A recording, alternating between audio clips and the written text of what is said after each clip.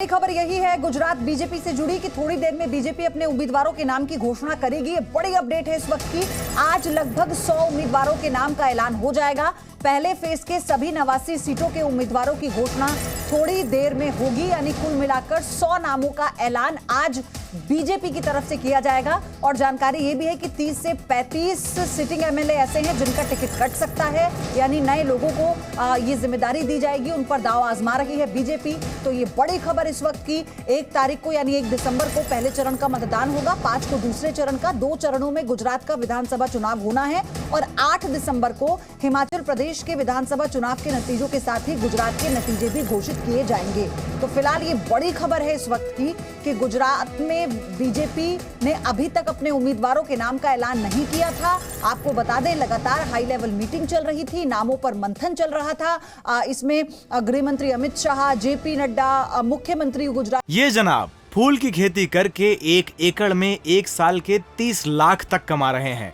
आपको भी ये करना है तो फ्रीडम ऐप को अभी डाउनलोड कीजिए। के प्रदेश अध्यक्ष बीजेपी के सब शामिल थे और तब जाकर अब ये सूची तैयार की गई है। जो शुरुआती जानकारी मिली है 100 ऐसे नाम हैं और 89 वो नाम जो पहले फेज के उम्मीदवार हैं, उनका मिलाकर 100 ऐसे नाम हैं कुल, जिनका आज ऐलान बीजेपी की तरफ से किया जाएगा। तो थोड़ी ही देर में प्रेस कॉन्फ्रेंस बीजेपी की शुरू होगी और ये साफ हो जाएगा कितने नए चेहरों पर बीजेपी दांव खेल रही है और कितने नए चेहरे किस्मत आजमाने के लिए चुनावी रण में उतरेंगे। इसमें जातीय समीकरण बीजेपी ने इस बार किस तरह से बैठाया है, क्योंकि बीजेपी के लिए मुकाबला आम आदमी पार्टी कहीं ना कहीं जरूर होगी गुजरात के विधानसभा चुनाव में, क्योंकि ये त्रिकोणीय होता नजर आ रहा है। और जिस तरह से जो राजनीतिक बयानबाजी आम आदमी पार्टी और बीजेपी के बीच में देखने को मिल रही है, उससे यह है कि बीजेपी बहुत ज्यादा अगर माफ कीजिएगा आम आदमी पार्टी अगर बहुत ज्यादा कुछ नहीं भी कर पाती है तो कहीं ना कहीं वोट प्रतिशत का नुकसान बीजेपी को जरूर कर सकती है। और ये बात बीजेपी ने भी अपने सर्वे में पाई, जिसको लेकर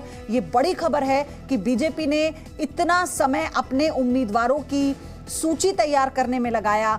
3 दिन तक बैठक चली है लगातार हाई लेवल, जिसमें यह तय हुआ है कि कितने ऐसे लोग हैं जिन पर दोबारा दांव नहीं खेला जा सकता और नए लोगों को चुनावी रण में उतारना होगा।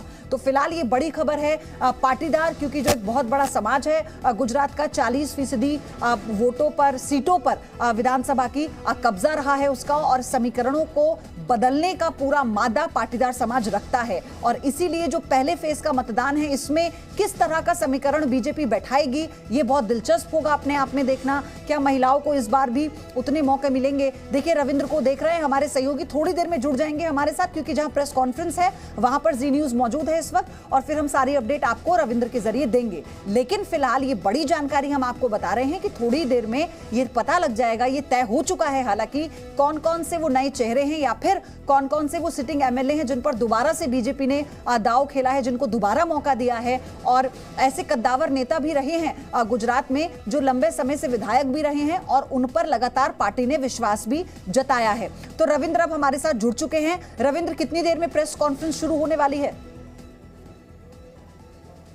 देखिए, 10 बजे का समय था और यहाँ पर CR पाटिल, भूपेंद्र यादव सभी पार्टी मुख्यालय पहुँच गए हैं, लेकिन अंतिम समय में कुछ तब्दीलियां होने वाली है, क्योंकि जो लिस्ट जो केंद्रीय चुनाव समिति में कल मुहर लगी थी उसमें हो सकता है कि कुछ तब्दीलियां की गई हो आखिरी वक्त पर, इसलिए ये लिस्ट जारी होने में देर हो रही है। और बताया जा रहा है कि कुछ मिनटों बाद ही इसी प्रेस कॉन्फ्रेंस हॉल में CR पाटिल, भूपेंद्र यादव और दूसरे जो बीजेपी नेता हैं वो गुजरात विधानसभा चुनाव के लिए बीजेपी उम्मीदवारों की घोषणा करेंगे।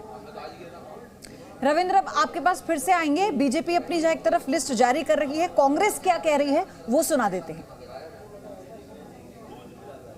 गुजरात में कांग्रेस के लिए चुनाव प्रचार कर रहे और पूरी तरह से कामकाज देख रहे रघु शर्मा हमारे साथ में है। रघु शर्मा जी, क्या स्थिति है कांग्रेस की फिलहाल गुजरात में? कांग्रेस गुजरात में सरकार बनाएगी, लोगों में आक्रोश है, गुस्सा है, इसीलिए प्रधानमंत्री जी 10 दिन 15 दिन गृह मंत्री जी यहाँ गुजरात में भी जब बिता रहे हैं।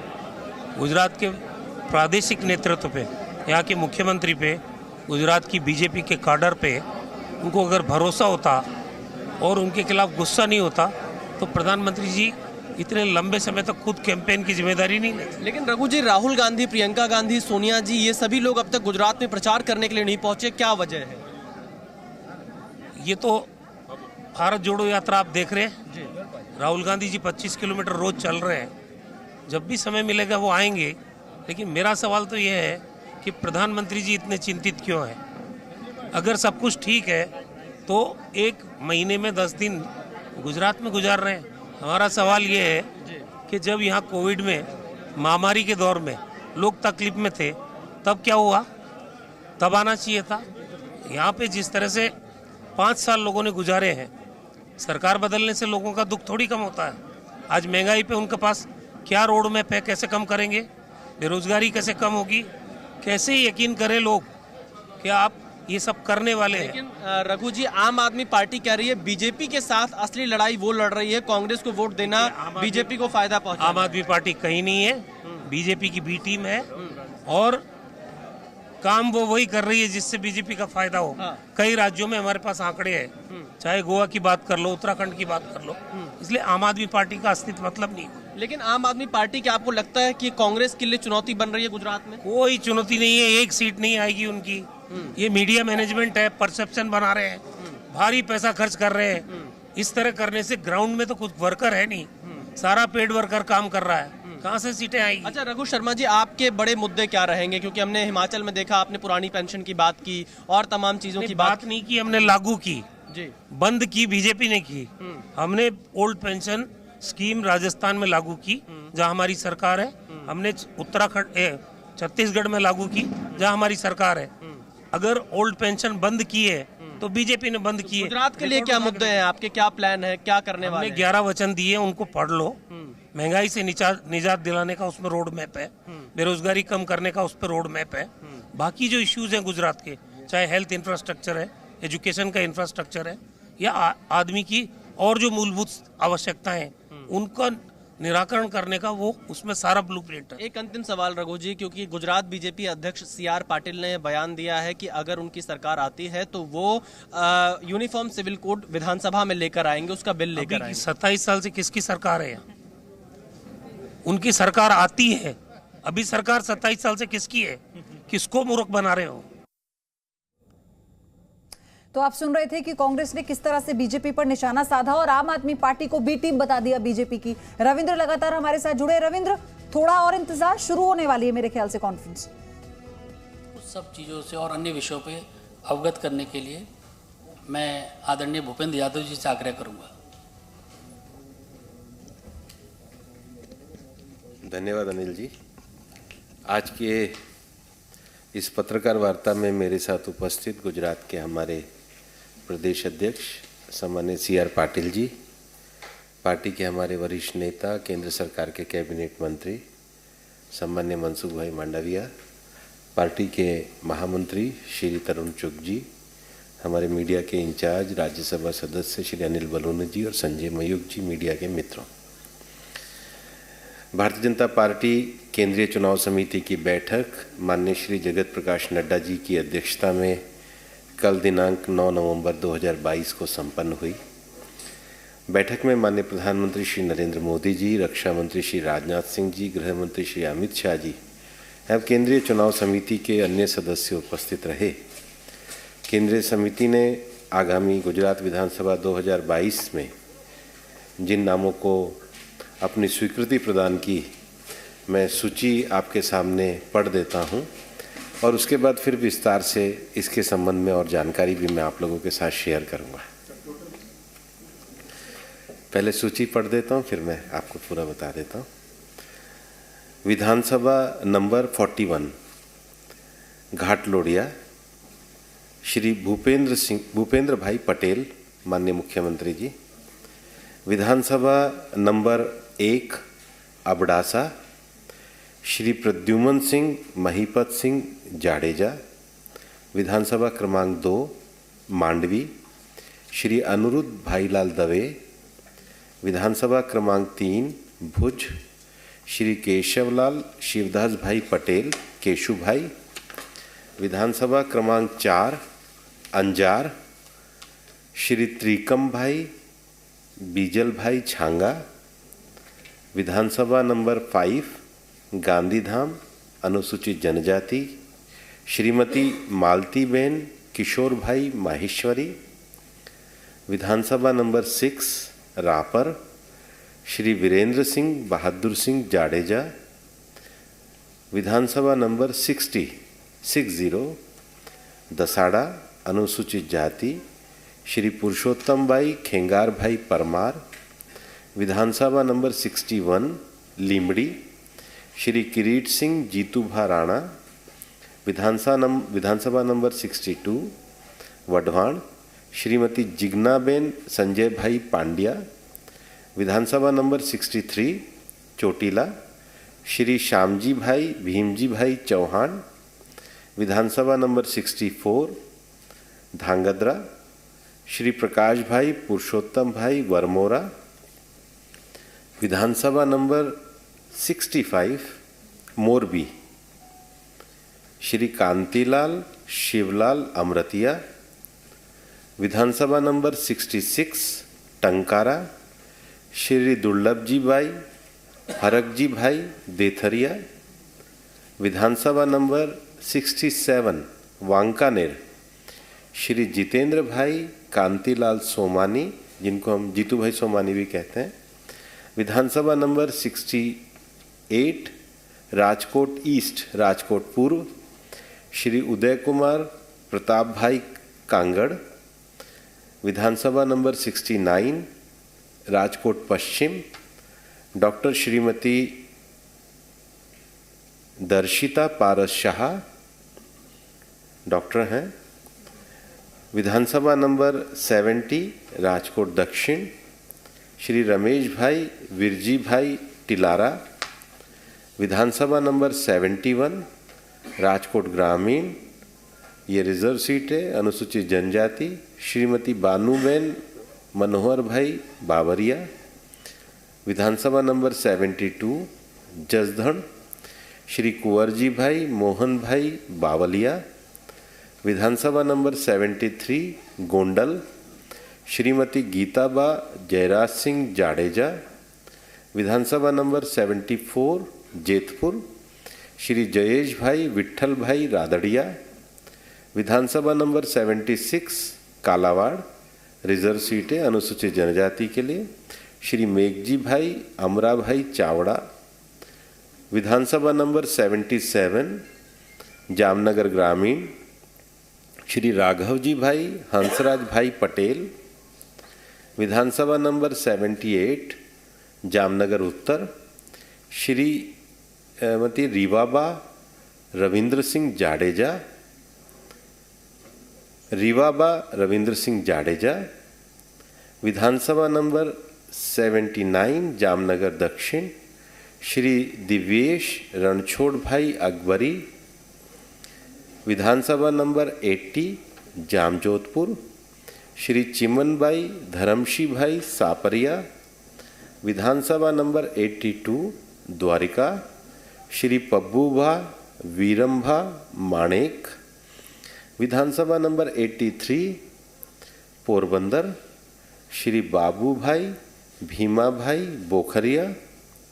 विधानसभा नंबर 85 माणावदर श्री जवाहर भाई पेथलजी भाई चावड़ा।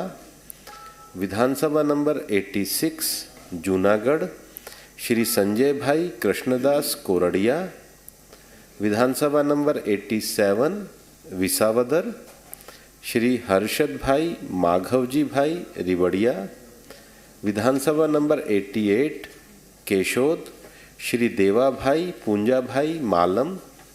विधानसभा नंबर 89 मांगरोल श्री भगवान जी भाई करगठिया। विधानसभा नंबर 90 सोमनाथ श्री मान सिंह मेरामन भाई परमार। विधानसभा नंबर 91 तलाला श्री भगवान भाई धाना भाई बारड़। विधानसभा number 92 Kodinar schedule caste reserve seat है, अनुसूचित जनजाति के लिए डॉक्टर प्रद्युमन वाजा। विधानसभा नंबर 93 ऊना श्री कालू भाई चाना भाई राठौड़ केसी राठौड़ उनका उपनाम है। विधानसभा नंबर 94 धारी श्री जयसिंह भाई वल्लभ भाई काकड़िया। विधानसभा नंबर 95 अमरेली श्री कौशिक भाई कांति भाई वेकरिया। विधानसभा नंबर 96 लाठी श्री जनक भाई पूना भाई तलाविया। विधानसभा नंबर 97 सावरकुंडला, श्री महेश कासवाला। विधानसभा नंबर 98 राजूला, श्री हीरा भाई ओवजी भाई सोलंकी। विधानसभा नंबर 99 महुआ, श्री शिवा भाई जयराम भाई गोहिल। विधानसभा नंबर 100 तलाजा, श्री गौतम भाई गोपा भाई चौहान। विधानसभा नंबर 101 गरियाधार, श्री केशु भाई हिरजी भाई नाकराणी। विधानसभा नंबर 102 पालीताना, श्री बीका भाई रवजी भाई बारैया। विधानसभा नंबर 103 भावनगर ग्रामीण, श्री पुरुषोत्तम भाई ओवजी भाई सोलंकी। विधानसभा नंबर 105 भावनगर पश्चिम, श्री जितेंद्र सब्जी भाई वाघाणी। विधानसभा नंबर 106 गढ़ड़ा रिजर्व सीट फॉर अनुसूचित जाति, श्री शंभू प्रसाद जी बलदेवदास टुंडिया। विधानसभा नंबर 107 बोटाद, श्री घनश्याम भाई प्रागजी भाई वीराणी। विधानसभा नंबर 148 नांदोद, ये अनुसूचित जनजाति शेड्यूल ट्राइब के लिए रिजर्व है। डॉक्टर दर्शनाबेन देशमुख वसावा। विधानसभा नंबर 150 जंबूसर, श्री देव किशोर दास जी साधु, उनको क्षेत्र में डी के स्वामी के नाम से सब परिचित हैं। 150 जंबूसर में। 151 वागरा, श्री अरुण सिंह अजीत सिंह राणा। 152 झगड़िया, ये अनुसूचित जनजाति शेड्यूल ट्राइब के लिए रिजर्व है, श्री रितेश भाई रमन भाई वसावा। विधानसभा नंबर 153 भरूच, श्री रमेश भाई नारायण दास मिस्त्री। विधानसभा नंबर 154 अंकलेश्वर, श्री ईश्वर सिंह ठाकुर भाई पटेल। विधानसभा नंबर 155 ओलपाड, श्री मुकेश भाई जीना भाई पटेल। विधानसभा नंबर 156 मांगरोल, ये भी अनुसूचित जनजाति शेड्यूल ट्राइब के लिए रिजर्व है, श्री गणपत भाई वेस्ता भाई वसावा। विधानसभा नंबर 157 मांडवी, ये भी शेड्यूल ट्राइब सीट है, श्री कुंवरजी भाई नरसी भाई हलपति। विधानसभा नंबर 158 कामरेज, श्री प्रफुल्ल भाई पानसेरिया। विधानसभा नंबर 159 सूरत पूर्व ईस्ट, श्री अरविंद भाई राणा। विधानसभा नंबर 160 सूरत उत्तर, श्री कांतिबाई हिम्मत भाई बल्लर। विधानसभा नंबर 161 वारछा रोड, श्री किशोर भाई कानाणी, सब कुमार भाई के नाम से भी परिचित हैं। विधानसभा नंबर 162 कारंज, श्री प्रवीण भाई मनजी भाई घोगारी। विधानसभा नंबर 163 लिंबायत, श्रीमती संगीताबेन पाटिल। विधानसभा नंबर 164 उधना, श्री मनु भाई मोहन भाई पटेल। विधानसभा नंबर 165 मजूरा, श्री हर्ष रमेश भाई सांघवी। विधानसभा नंबर 166 कातरगाम, श्री विनोद भाई अमरीश भाई मोरडिया। विधानसभा नंबर 167 सूरत पश्चिम, श्री पूर्णेश कुमार ईश्वरलाल मोदी। विधानसभा नंबर 169 बारडोली रिजर्व सीट है फॉर शेड्यूल कास्ट, श्री ईश्वर भाई रमन भाई परमार। विधानसभा नंबर 170 अगेन महुआ, ये अनुसूचित जनजाति शेड्यूल ट्राइब सीट है, श्री मोहन भाई धनजी भाई डोडिया। विधानसभा नंबर 171 व्यारा, ये भी शेड्यूल ट्राइब रिजर्व है, श्री मोहन भाई घेड़ा भाई कोंकणी। विधानसभा नंबर 172 निज्जर, ये भी शेड्यूल ट्राइब सीट है, डॉक्टर जयराम भाई चेमा भाई गामित। विधानसभा number 173 Dang schedule tribe seat, Shri Vijay Bhai Ramesh Bhai Patel. विधानसभा नंबर 174 जलालपुर, श्री रमेश भाई छोटू भाई पटेल।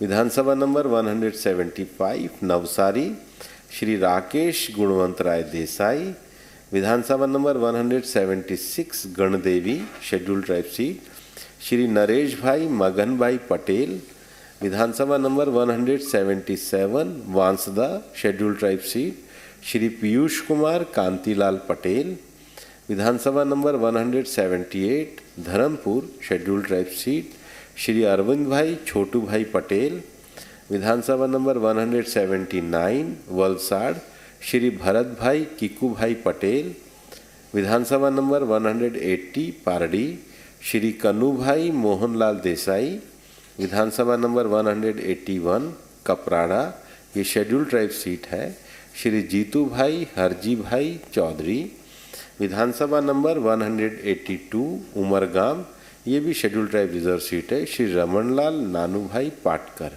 ये मैंने अभी आपको फर्स्ट फेज के 84 नेम पढ़े हैं। सेकंड फेज में जो नाम तय हुए हैं उसको भी मैं आपके सामने पढ़ता हूँ। ये जनाब फूल की खेती करके 1 एकड़ में 1 साल के 30 लाख तक कमा रहे हैं।